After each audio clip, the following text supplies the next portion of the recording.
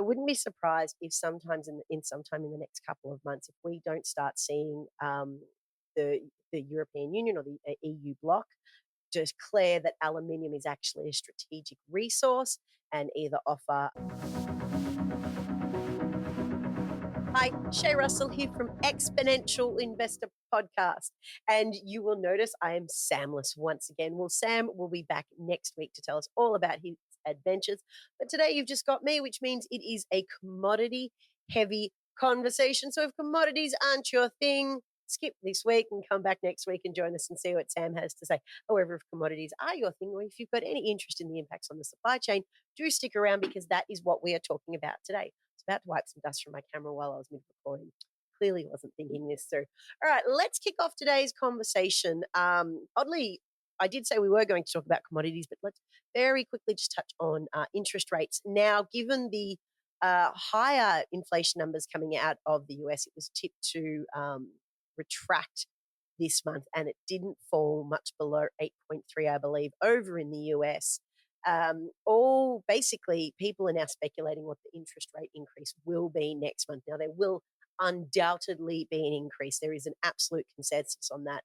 Initially, the consensus was that the Fed was going to raise rates 75 basis points or 0.75%. However, one research firm has come out and suggested that it may even be a 100 basis points increase or 1% increase in the Fed funds rate.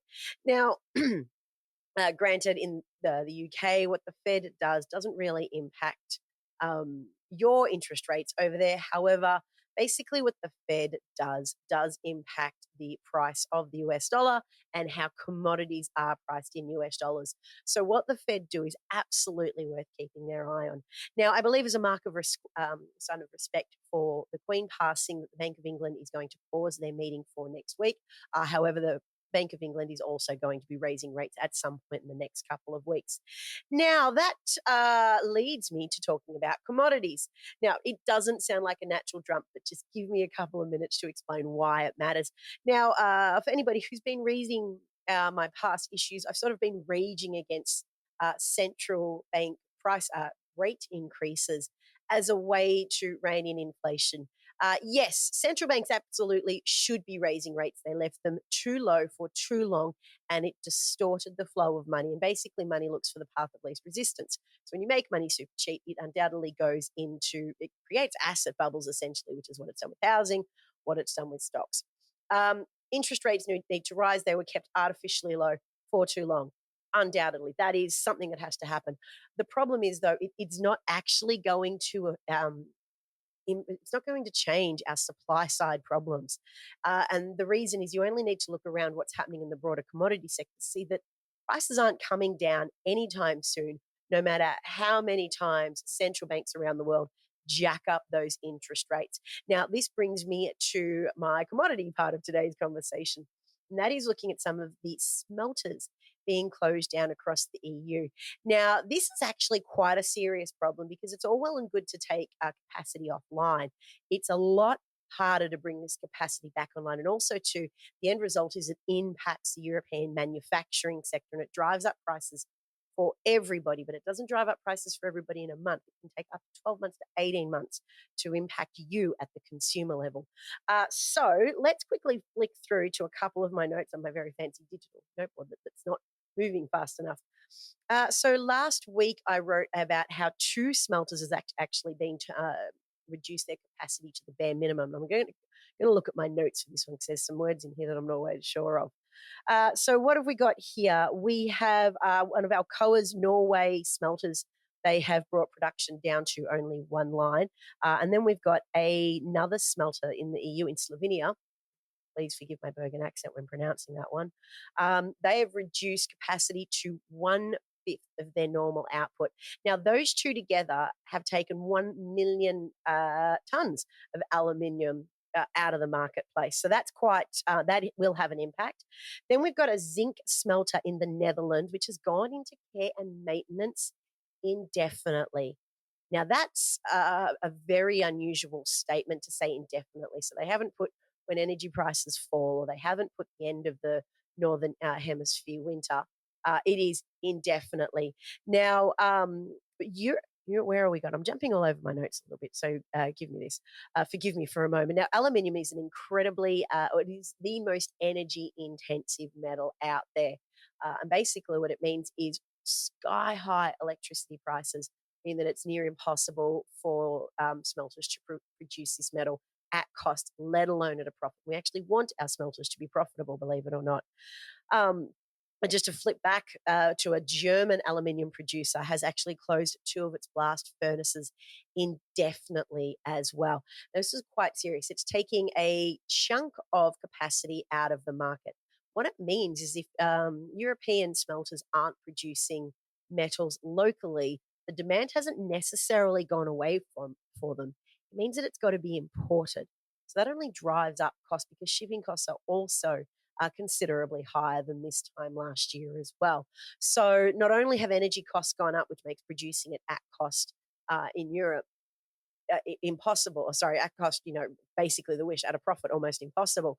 But when you add in the fact that it's got to be imported, it's the cost for the material has gone up anyway. So it will, whether they produce it locally or they import it, it's still going to be driving up costs. But there's a flow on factor here is that smelters aren't like a light switch. And this is where I started earlier in today's podcast. They're not like turning a light switch off and on. You turn a smelter off, and when basically the pots, I think is the nickname for them, as they settle back down to room temperature, you don't just stick a fire under them, get them going again, and let it warm up. These are things that are running at hundreds of degrees Celsius, sometimes even thousands of degrees Celsius. It takes months to bring these smelters back online and to warm the pots back up to the required temperature. It can also take several £1 million to make that happen per smelter, perhaps even per production line. As I said, these aren't easy environments just to get back on and get flowing because the price has suddenly risen. Also, too, with energy costs as high as they are, they're going to be a deterrent to bringing these smelters back online. Now, a price spike higher in any of the base metals price in zinc or copper or aluminium isn't even going to be enough to encourage these smelters to come back online because they need to see sustained elevated prices competing against higher electricity prices in order to justify bringing these smelters back online. Now, this adds enormous problems when you look at the manufacturing hub of the EU. Now, for example, Germany is a well-known car manufacturer, which needs an awful lot of aluminium for their car parts. Now, because Germany's not producing it locally, they're going to need to be importing it. A compounding problem of this as well is aluminium is vital in the aerospace sector. Now, of course, obviously nobody wants the Ukraine war to be prolonged any longer than necessary. But at the end of the day, strategic access to a strategic metal has been removed from the EU by slowly shutting these smelters. With aluminium being a key ingredient Jesus, recipe is it? With aluminium being a key component in aerospace and obviously defense equipment, it doesn't make a lot of sense for these smelters to be offline, as there is essentially a land war going on in the east of Europe. You probably saw the side eye there. It's because I'm double checking my geography. It's not my strength at the best of times. So it does pose an absolute risk from a defense point of view to be taking these smelters out of the market right now. But from a consumer point of view, costs absolutely will increase as base metal smelters aren't operational. The thing is, you're not going to see that now. This is something that's going to impact you from 12 months from now. Now, what I think is likely to, oh, hang on, before I go to my closing argument, the higher energy costs aren't just impacting smelters, they're actually impacting a wide variety of industries in the EU. A classic example is cost of fertilizer have increased, cement and steel mills. All of these areas are rapidly seeing their costs increase because of the cost of energy.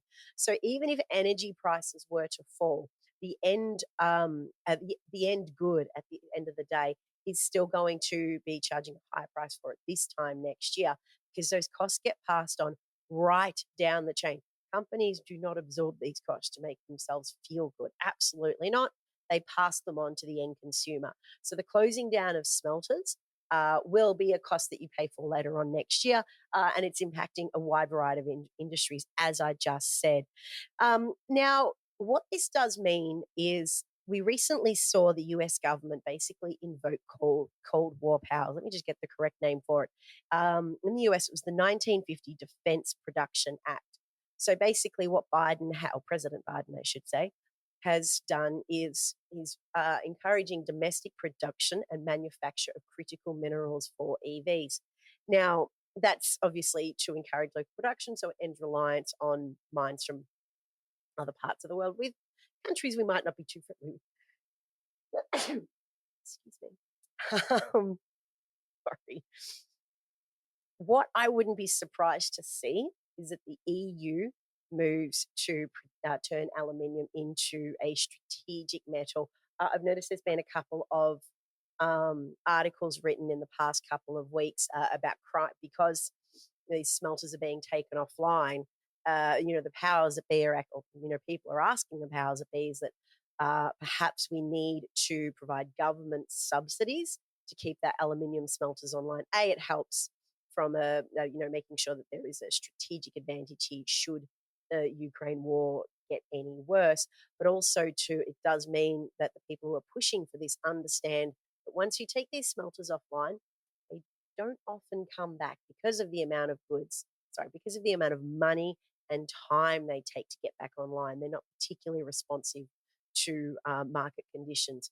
So there is a concern that Europe will lose that autonomy when it comes to their smelters, and they are a really important part of the manufacturing sector in Europe.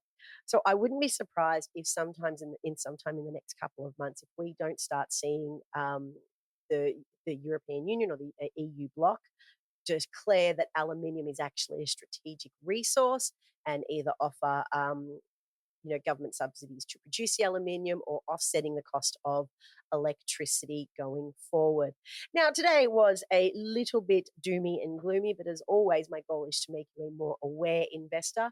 I'm still a big fan of base metals going forward. I think base metals are a very exciting story. The problem is right now their prices are a little bit depressed. However, as the impacts of higher costs of base metals are passed downstream or down the production chain to the manufacturing end where you and I pay for it. Hopefully, we can find some investment opportunities. Right now, it's just not in base metals. All right, so the investable angle from today's conversation might not be base metals just yet, but I certainly, as an investor, would keep your ear to the ground on the EU bloc providing subsidies for aluminum smelters. It may mean that companies like Alcoa become a little bit more attractive as they're taking their production offline. All right, that is it from me today. I have not been as succinct as I would have liked to be, but I have done my best without Sam. Sam will be back next week, which means I will have adult supervision and be sticking to my train of thought. Now, in the meantime, to finish today's podcast without Sam around, let's quote Sam. Thanks for watching. Bye for now.